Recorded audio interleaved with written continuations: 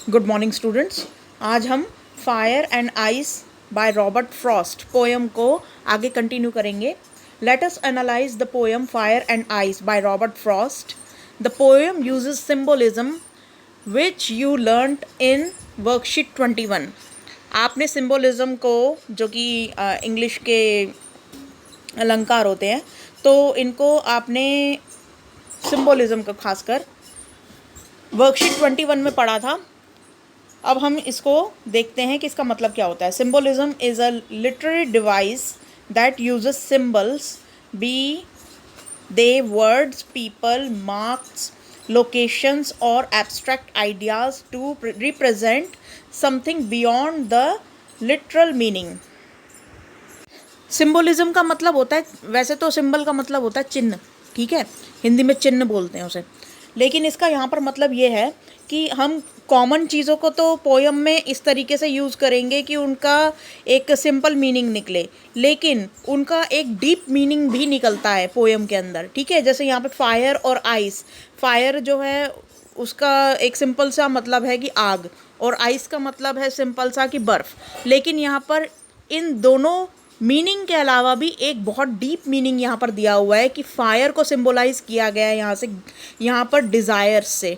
Desire का मतलब इच्छा है, लेकिन यहाँ पे वो इच्छा नहीं है जो आम इच्छा होती है, वो नहीं है। ये इसके अंदर डिज़ायर्स का मतलब होता है कि ह्यूमन ग्रीडीनेस, यानी कि लालचीपन लोगों का, ठीक है। और ऐसे ही आइस, आइस को यहाँ पर सिंबलाइज किया गया है हेट्रेड से, मतलब घृणा से।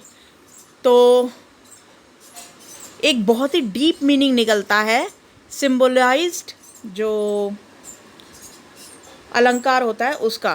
तो पोयम के अंदर खास तौर पे जो वर्ड्स यूज़ हो रहे हैं उनका बहुत डीप मीनिंग निकलता है। कुल मिला के बात ये है, ठीक है। तो एब्स्ट्रैक्ट आइडियाज़ का मतलब होता है अमूर्त विचार, यानी कि जो विचार जिनको आपने अभी तक साकार नहीं किया है, जो अभी तक आपके दिमाग में है, सॉफ्ट कॉपी आपके दिमाग में, अभी तक आपने उसको सिद्ध नहीं किया, तो उसको एब्स्ट्रैक्ट आइडियाज़ बोलते हैं। जैसे ही आप उसको सिद्ध कर देते हैं उस काम को, तो वो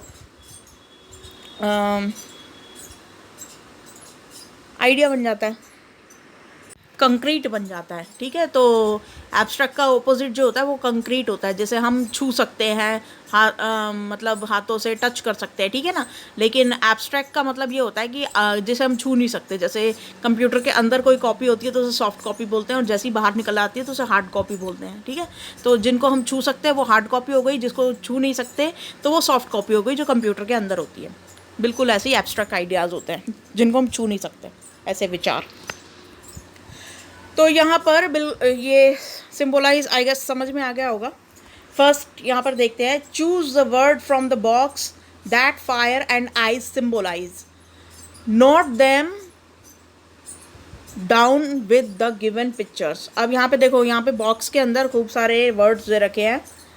तो ये जो बंच ऑफ वर्ड्स हैं, ये दो तरीके के वर्ड्स हो गए। एक तो फायर से रिलेटेड है और एक आइस से रिलेटेड है। तो हमें इन सबको अलग अलग करना है। तो यहाँ पे मैंने अलग अलग ऑलरेडी कर रखा है इनको। तो देखो, ग्रीड, लस्ट एंड एवराइज, इन तीनों का ही मतलब होता है लालच, ठीक है। तो ग्रीड का मतलब भी लालच होता है, लस्ट का मतलब भी लालच होता है। और लस्ट का मतलब एक तरीके से ये होता है कि मतलब बहुत बड़ी डिज़ायर्स होना। और एवराइज का मतलब भी होता है लोभ, लालच, ठीक है। तो इन तीनों का सेम मीनिंग है। ऐसे ही आइस, आइस को मतलब किस चीज़ से सिंबलाइज किया गया था, यहाँ पे देखिए, आइस को किया गया था हेट्रेड से, यानी कि घृणा से, हेट से, ठीक है, नफरत से। तो यहाँ पर इन सारे वर्ड्स का सेम मीनिंग बनता है। क्रूएलिटी, क्रूरता, कॉन्फ्लिक्ट, किसी के बीच में झगड़ा करवा देना, ठीक है। इनटॉलरेंस, असहिष्णुता या असहनशीलता, ठीक है। रिजिडिटी और हेट्रेड, इन सब का सेम मीनिंग है। कॉल्डनेस मतलब उदासीन एकदम, जिसको कोई मतलब ही नहीं है किसी चीज़ से। इनडिफरेंस, फ्यूरी, इन सब का सेम मीनिंग है। तो ये आइस को सिंबलाइज करते हैं इसके अंदर, तो यहाँ पर इसलिए इसको साथ में लिख दिया है। वैसे फ्यूरी का मतलब होता है कि बहुत ज़्यादा, जैसे एंगर आना, मतलब बहुत ज़्यादा क्रोध करना। और इनडिफरेंस, कोल्डनेस का मतलब होता है उदासीन एकदम। इनसेंसिटिविटी मतलब बिल्कुल ही जिसको कोई संवेदनशीलता ही नहीं है, कोई दूसरों के विचारों के प्रति एकदम बेपरवाह है कि छोड़ो रहने दो, ठीक है, इस तरीके से। इनटॉलरेंस, ये सब मैंने बताई दी है, ठीक है। तो अब देखते हैं assonance. Assonance is a literary device in which the repetition of similar vowel sounds take place in two or more words in proximity to each other within a line of poetry or prose। सबसे पहले तो poetry और pros में difference जानो। Pros का मतलब होता है जब आगे चल के ग्रेजुएशन में अगर आप इंग्लिश ऑनर्स या इंग्लिश सब्जेक्ट लेते हो तो उसके अंदर प्रोज और पोइट्री पढ़ाई जाती है। पोइट्री का सिंपल मीनिंग है जैसे गद्दे पद्दे होते हैं ना, बिल्कुल वैसे ही, ठीक है। तो पोइट्री का मतलब होता है कविता और प्रोज का मतलब होता है जैसे आप एक पैराग्राफ पढ़ते हो ना किसी स्टोरी का, उसको बोलते हैं प्रोज। तो प्रोज एक तरीके से पैराग्राफ हो गया और जो पोइट्री हो गई वो तो सबको पता ही है, कविता ही, ठीक है। अच्छा, तो यहाँ पे एसोनेंस का मतलब होता है कि जब कोई वॉवल की साउंड बार बार आए, एक ही लाइन के अंदर कोई वॉवल जो है वो बार बार अगर रिपीट हो रहा है लगातार, तो हर एक वर्ड में, तो उसको एसोनेंस बोलते हैं, ठीक है। तो यहाँ पर देखो, अब question number 2, which of the given example does not show assonance. तो एसोनेंस का हमें 3 जो है वो ऑप्शंस एसोनेंस के दे रखे होंगे और एक उनमें से नहीं होगा, ठीक है, इन चारों में से। तो हमें वो नहीं वाला ढूंढना है एसोनेंस।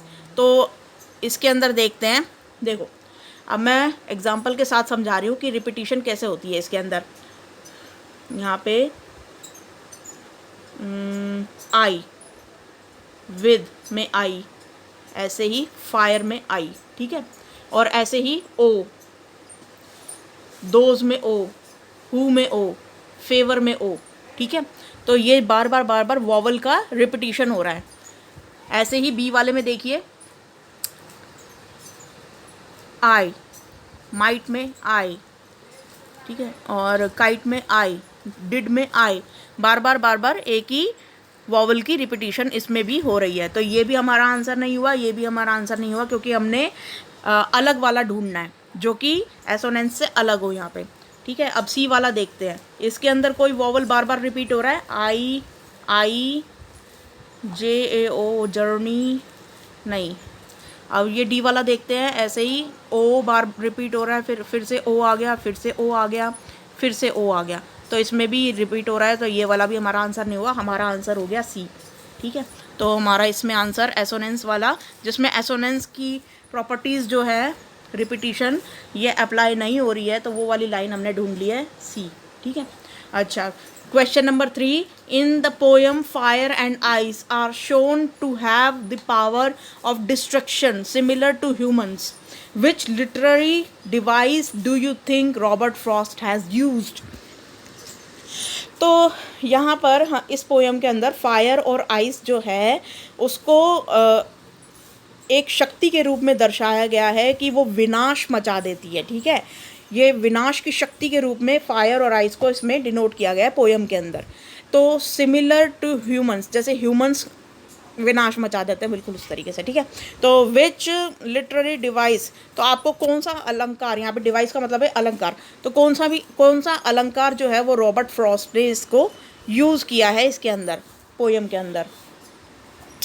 तो इसके अंदर पर्सोनिफिकेशन जो डिवाइस है वो यूज़ हुआ है। पर्सोनिफिकेशन का मतलब क्या होता है कि किसी भी चीज़ को ह्यूमन से रिलेट कर देना, मतलब किसी भी चीज़ को ह्यूमन, मानवीकरण कर देना किसी भी चीज़ का, ठीक है।